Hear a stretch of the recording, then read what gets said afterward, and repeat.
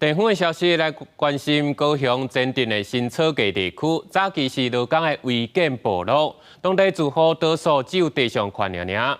有民代就指出，当地拢是旧铁厝，连救护车都驶袂入去。那万不一发生意外，这后果是不堪设想。 住伫1个月租金2000块的铁厝，天棚比一般徛价搁较低。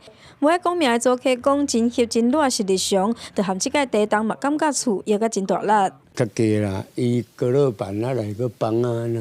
我伫内底我也无咧想要走啊，我内底落来。对啊，你看有盆栽有山坡，路本来就不大。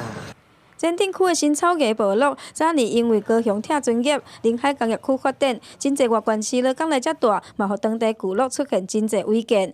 市府伫9当前制定着相关的条例专案，卖3104户公有地，期限进前阁有303户无来买，嘛，互当地真侪档拢无改变。有的巷仔是下甲消防车、救护车无法度入来，就要靠人力来接，门牌号码嘛，黑白跳。有些可能就是因为转让太多次。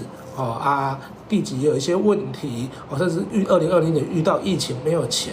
现在的状况就是说，它违建还是很多，有一些消防的问题跟公共安全的问题。